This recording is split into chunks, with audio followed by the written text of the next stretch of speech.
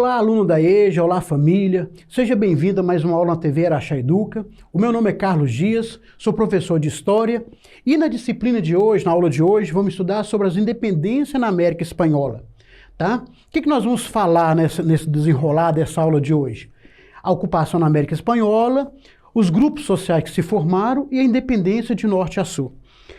O que nós temos que trazer em mente é o seguinte, quando fala da independência da América Espanhola, são muitos países que ficaram independentes. Então vamos citar algum desses países, e foi um longo processo de independência, foi um longo processo de movimentação, tá? Para acontecer essa independência, acontecer de fato a independência. Não foi como a independência do Brasil, que iniciou o processo de independência, formou-se um único país e pronto, é diferente. Na América Espanhola primeiro fez a independência de um grupo maior, e depois fragmentou. Nós vamos até ver sobre isso, tá? Então, isso aqui é uma foto da cidade do México para vocês. E primeiro vamos falar um pouquinho dessa ocupação da América Espanhola. A América Espanhola ela foi colonizada entre os séculos XVI e XIX. E o processo de independência ocorreu durante o início do século XIX, tá bom? Então, o que nós temos que entender nesse processo de colonização? Quando aconteceu as grandes navegações no final do século XV, né, Portugal saiu em busca de uma nova rota, a Espanha logo em seguida também buscou novas rotas para chegar nas Índias.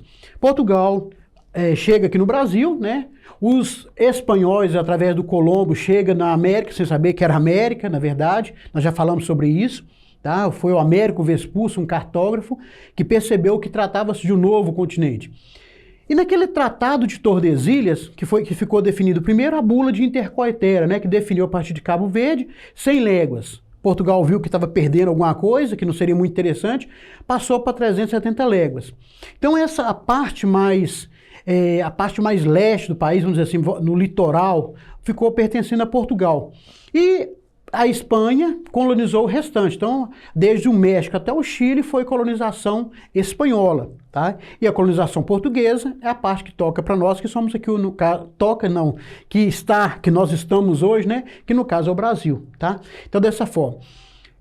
Quando nós falamos da colonização espanhola, quando citamos a colonização portuguesa, elas são parecidas e ao mesmo tempo existem pontos diferenciados.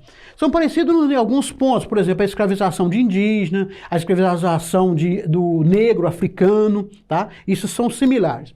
Mas eu trouxe esse gráfico aqui, eu montei esse gráfico para vocês entenderem. Aqui nós temos a espanhola, e a colonização portuguesa, o mesmo século XVI, que foi o início, né, quando eles começaram, e até o século XVIII. Do século XVI ao século XVIII, o que a Espanha fez? A Espanha ela fez a exploração de metais preciosos, porque ela chegou e encontrou nas suas colônias, ela encontrou metais preciosos. Ao contrário da colonização portuguesa. Quando os portugueses chegaram no Brasil, eles não encontraram metais preciosos. Não tinha riquezas de metais preciosos para ser explorado. E era o que Portugal esperava. O que eles fizeram então? Isso, eles começaram a ocupação, a colonização, o povoamento a partir de 1530. Portugal chegou em 1500, só que 30 anos depois que eles deram início. E o que Portugal fez? A produção da cana-de-açúcar. Tá? Encontrou um solo riquíssimo, né? Dividiu em capitanias, e eles trouxeram esses capitães donatários para eles investirem no engenho e o plantio da cana-de-açúcar. A Espanha não, a Espanha foi a exploração de metais preciosos. A partir do século XVII, a Espanha muda, tá? Já esgotados os metais preciosos, né? O que eles vão explorar? Produção agrícola, pecuária e comércio. O que vai acontecer em Portugal? Portugal ainda continua com a cana-de-açúcar, mas descobre os metais preciosos. No caso aqui em Minas Gerais, a descoberta de metais preciosos, e eles começam, a partir desse momento, a exploração. Essa comparação que eu trouxe para vocês aqui, para a gente ter noção da forma que as duas colonizações que aconteceu, tá bom? Então, a colonização espanhola e a colonização portuguesa. Ainda no século XVIII, as primeiras tentativas de independência, por exemplo, no Peru. Então, colocamos no início que as colonizações começaram a partir do século XIX. Mas no século XVIII já teve uma primeira tentativa. Essa primeira tentativa ela foi liderada por um indígena conhecido por Tupac Amaru II, tá bom? Ele era da hierarquia, tá, dos reis, no caso dos indígenas, no caso, né? Contra a exploração brutal ocorrida nas minas. O que esse Tupac Amaru fez? Ele fez justamente um movimento de protesto, porque os indígenas, eles eram utilizados como mão de obra escrava. Aqui eu acho que tem uma foto dele, a foto dele é isso aí. O que aconteceu com Tupac Amaru? Ele conduziu a maior rebelião anticolonial da América no século XVIII, a chamada Grande Rebelião, tá bom? Essa rebelião foi detida. Essa rebelião foi contida pelos espanhóis, tá?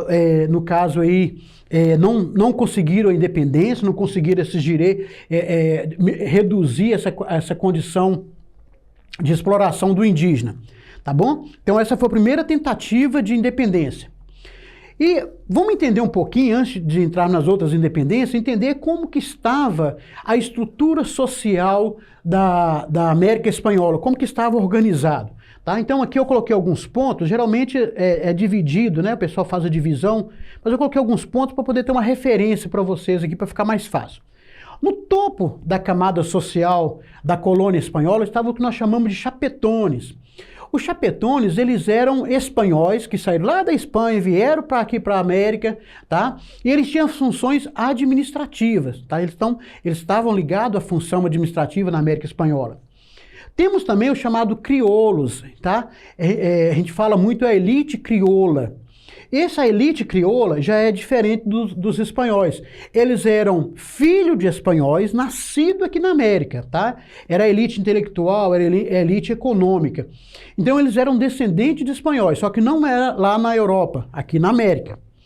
Havia depois, logo abaixo dos crioulos, nós tínhamos os chamados mestiços, que eram filhos de espanhóis e indígenas, tá bom? Então, aqui já os filhos de espanhóis e indígenas, chamados mestiços. E por final, na base, o que nós chamamos os indígenas e os africanos. Então, se eu perguntar para você como que era composta a sociedade espanhola no período colonial, então dessa forma, chapetones, crioulos, mestiços e indígenas, tá bom? Agora falando do processo de dependência. Lembra quando nós falamos da independência do Brasil, um dos fatos que citamos, foi citado, justamente a guerra que Napoleão travou, né, na Europa, o bloqueio continental, fez com que a família real saísse de Portugal, viesse para o Brasil, e isso acelerou o processo de independência do Brasil, tá? Um detalhe. Aqui nós temos uma imagem aqui, isso aqui não é o Napoleão, tá? Apesar dá uma impressão que é o Napoleão, mas não é o Napoleão, esse aqui é o irmão do Napoleão. Ele chama José Bonaparte. E o José Bonaparte, ele vai assumir, nesse período aqui, ele vai assumir o governo da Espanha. Por quê? A França invade a Espanha e ele assume o governo da Espanha. Não só o governo da Espanha, de alguns países ele vai assumir o governo. Dando início a um movimento popular espanhol, as chamadas juntas de governo. Então ele invade a Espanha e dentro da Espanha a elite, né, que ele estava à frente da Espanha, dos espanhóis, na verdade tirou o rei do trono e assume o José Bonaparte. Então essa elite forma uma junta de governo, tá bom? Só que essa junta de governo, essa mesma ideia que aconteceu lá na Espanha, é trazida para a América também. Diversas cidades aqui na América, né, da colonização espanhola, como Buenos Aires, La Paz, Bogotá, representantes das elites também passaram a reunir em juntas de governo. Eles começaram a se organizar em juntas de governo justamente para tomar o poder. E a partir de 1810 começa a reivindicar autonomia comercial para as colônias. Esse fato é muito interessante, pessoal, pelo seguinte, o que essa elite queria? Eles queriam autonomia comercial, eles queriam comercializar não só com a Espanha, eles queriam quebrar o que nós chamamos de pacto colonial. Esse pacto colonial foi aplicado no Brasil, né, os portugueses, o pacto colonial com a colônia aqui de Portugal, e na América Espanhola a mesma coisa. Então eles desejavam, era um grupo que desejava justamente acabar com esse pacto colonial e ter autonomia para o comércio. Paralelo entre a independência da América Espanhola e a independência da América Portuguesa. Eu coloquei isso aqui para mim não esquecer de falar, Só para a gente, eu trouxe até esse mapa para vocês observarem. O que nós podemos, eu coloquei essa expressão, né, um paralelo da independência da América Espanhola e da América Portuguesa. O que nós percebemos aqui? Olha para vocês verem o tamanho do Brasil. É imenso, né? Nosso país é muito grande. Olha para vocês verem. E o que nós temos aqui? Eu fiz um recorte aqui, nós temos o México, vamos descendo aqui, ó, tá bom? Colômbia, Peru, Argentina, Chile, tá bom? Paraguai, Uruguai. Todos esses outros países aqui eram colônias espanholas. E o que você percebe aí? O que você imaginou? O Brasil é o maior deles, né? Então a diferença foi justamente essa. Quando o Brasil tornou-se dependente, eles conseguiram manter o território da forma com que é hoje. Tá? É claro, teve uma mudança, o Brasil perdeu o Uruguai, mas um detalhe aí, depois conseguiu uma extensão, ampliou um pouquinho, né, o território. Mas o que nós temos aí? O Brasil conseguiu manter essa unidade territorial. Na América Espanhola, não. Por exemplo, quando nós temos a independência do México e depois temos a independência da Guatemala, Honduras, esses países anexam o México. Nós vamos ver isso daqui a pouquinho. Eles anexam o México. Depois eles separam, formam um único grupo, depois separam de novo, fragmentam em vários países. Então aqui nós temos muito interesses das elites locais. Então cada país foi a formação de uma elite local. Tinham aqueles que desejavam formar um único país, formar uma grande nação, tá bom? Nós vamos falar sobre isso também. Mas a diferença é justamente isso. A independência do Brasil, eles conseguiram manter uma unidade territorial. A independência da América Espanhola fragmentou em vários países, tá bom? Continuando aí.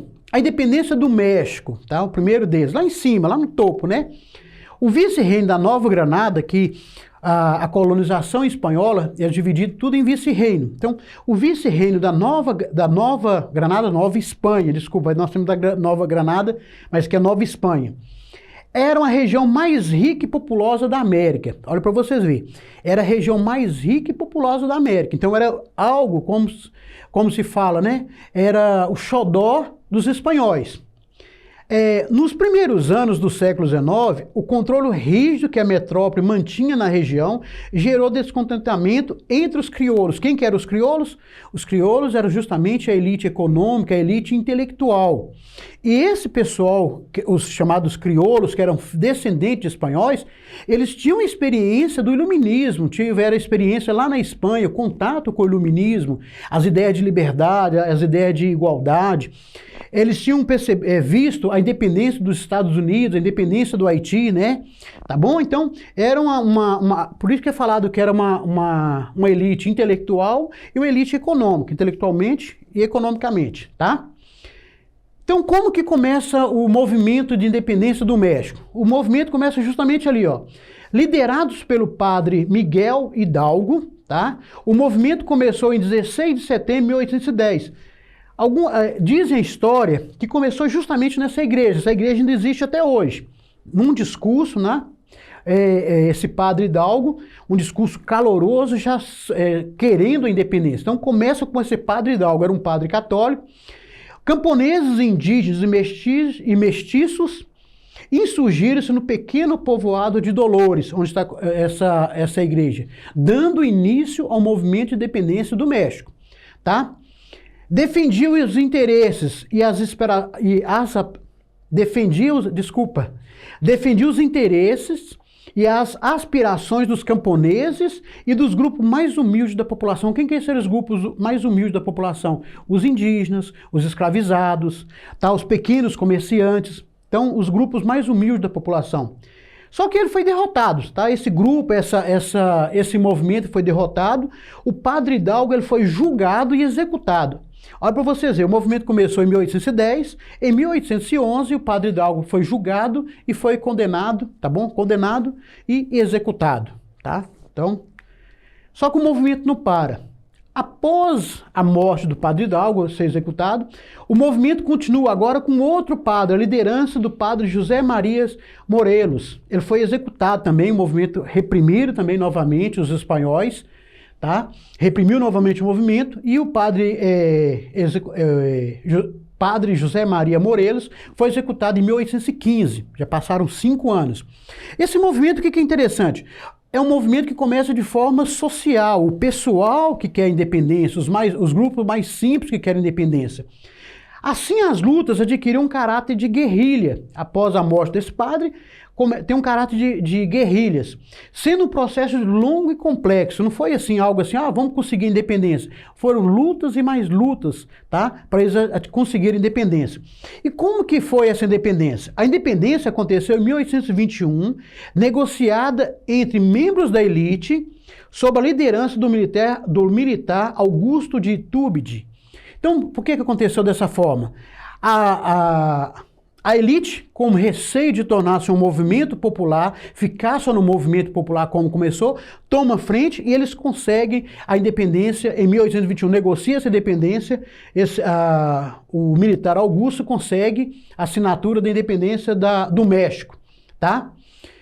México está independente, agora vamos falar um pouquinho da independência na América Central, descendo um pouquinho mais abaixo.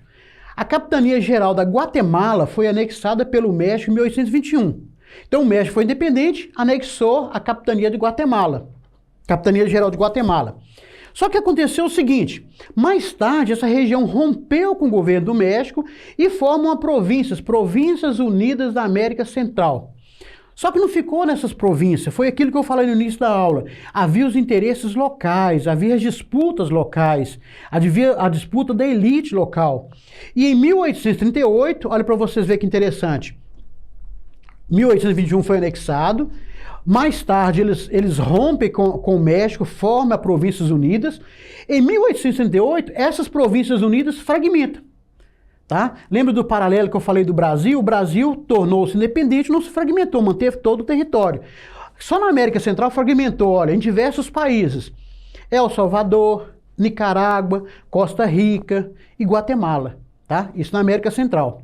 Antes, unido ao México, separou do México, formou uma nova província e depois fragmentou novamente. Aqui eu trouxe um mapa para vocês terem uma noção melhor.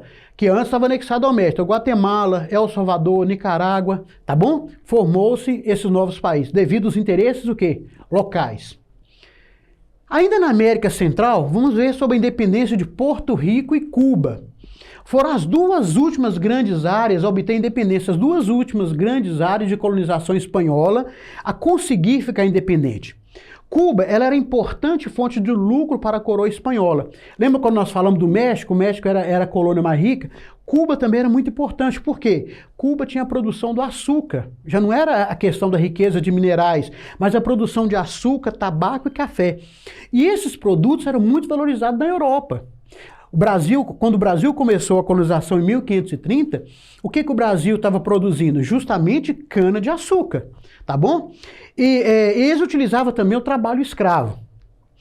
Entre 1868 e 1878, né, um período de 10 anos, foi a primeira tentativa de independência de Cuba, chamado de Guerra dos 10 Anos. Até o nome já está bem claro. A partir de 1895, as duas foram lideradas por José Martí, com caráter popular. Então, esses movimentos, havia aqueles líderes que vinham para ajudar a fazer a independência, tá? Aí entra um detalhe, já no finalzinho da disputa, da luta pela independência, entra em cena os Estados Unidos. Olha aqui, eles começaram em 1868, conseguiram, os Estados Unidos entrou na briga em 1898, 30 anos depois. Aí ele entra no conflito contra a Espanha. Por que os Estados Unidos entra no conflito contra a Espanha? Porque era interessante para os Estados Unidos um mercado, tá, de consumo. Tanto Estados Unidos, Inglaterra, eles queriam o quê? Um mercado de consumidores. E para eles era interessante. Os espanhóis foram derrotados. Além de ser derrotados, eles precisaram assinar a declaração de independência e tiveram que ainda indenizar os Estados Unidos por causa da guerra. Eles indenizaram com Filipinas e Porto Rico. Olha para vocês verem, entrou em guerra, perdeu a guerra, tiveram que indenizar. E a intervenção dos Estados Unidos sobre Cuba, ela vai acontecer até 1902. Então foi uma independência com a ajuda dos Estados Unidos, mas ao mesmo tempo eles tiveram intervenção militar até 1902. Passou 4 anos depois. A independência na América do Sul, nós vimos lá do México, América Central, fomos em Cuba, agora na América do Sul. Tá? Destaque para 2 grandes exércitos. O que é interessante esses 2 exércitos? Exército nas lutas pela independência das colônias espanholas. duas lideranças, né? Liderado por Simão Bolívar. Ele atuou mais ao sul, mais a questão mais da região ao norte, lutaram pela independência do vice-reinado da Nova Granada. Lembra que eu errei lá no início, falei Nova Granada, que era Nova Espanha, né? Aqui, agora que é Nova Granada. O vice-reino de Nova Granada, que são o quê? Os atuais países, né? A Venezuela, a Colômbia, o Panamá, o Equador e também a Bolívia. Tá? Então, o Simão Bolívar, ele lutou. O que esse Simão Bolívar defendia? A ideia dele era que os países formassem um bloco e tornassem uma república. Tá? Essa era a ideia do Simão Bolívar. Porque é o que nós chamamos de pan-americanismo. Tá bom? Esse é o desejo do Bolívar. Então, o Bolívar ele desejava uma república. Lembra que o Brasil, quando ficou independente, tornou-se uma monarquia. O Brasil só vai implantar a república a partir de 1889, tá? Que é proclamada a república. E essa era a vontade do Bolívar, a independência desses países. Outra pessoa que foi importante, né, ao sul, a principal liderança militar foi José San Martín. Ele lutou no território que hoje corresponde à Argentina, Uruguai, Chile e Peru, tá bom? Então, mais ao sul estava o José Martín. Com dificuldade para lutar em várias frentes de batalha e com sucessivas derrotas, a Espanha viu na metade da década de 1820 toda a América independente. Então, a Espanha não conseguiu conter todas as revoltas, não conseguiu conter tantos movimentos. Lembra o que acontecia? Havia os interesses locais, tá? A elite lutando por interesses locais, por isso que fragmentou tanto. Então, a partir da metade da década de 1820 para frente, a Espanha já não tinha mais colônias, elas conseguiram ficar todas independentes. Então, todo esse processo de dependência das colônias espanholas na América do Sul é visto como um projeto político que uniu líderes com o mesmo objetivo. Isso aqui é muito importante, pessoal. Foi complexo. As revoltas, os processos de dependência foram complexos. Tinha o mesmo objetivo, um projeto político, que uniu líderes com o mesmo objetivo. Mas eles misturavam no meio desse projeto, no meio desse mesmo objetivo, misturavam interesses locais. Por isso que fragmentou. Então, muitas vezes ocorreram disputas entre os líderes políticos e entre os grupos sociais. Por isso que é tão fragmentado. Vou frisar novamente. Tá bom? Então, aqui eu tenho o último mapa para vocês, no caso o Brasil, e todo o restante da América Espanhola que ficou independente. A você, aluno da EJA, obrigado por participar mais uma vez das nossas aulas. É muito importante o acompanhamento seu, isso é muito bom. É um meio de aprendizagem. Obrigado a você que é da família, que tem acompanhado a TV Araxá Educa e tem acompanhado as aulas de História. Até mais.